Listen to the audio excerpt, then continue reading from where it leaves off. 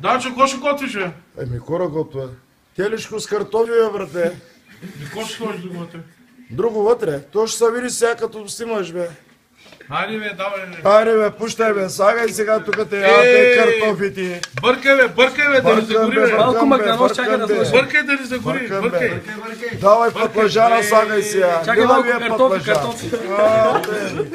Бъркай, бе. Тури, бе. Бъркам. Служи малко сега и за фотото тук вътре. За фотото служи. За Данчо цитара служи тук и за него да има за поничката служи. Да. Тъй служи там, бе. И за Софията, и за Паве Миликата, за всичките да има, брате. Бъркай да не загори, бе.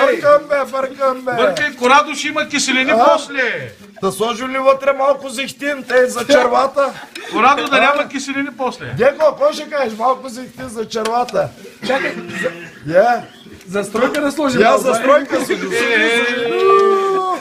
Сол. Петро, не развали манджата. И люти чушки има вътре. Хайде, стига толкова, че душманите вече рак ще получат. Повиляем косата.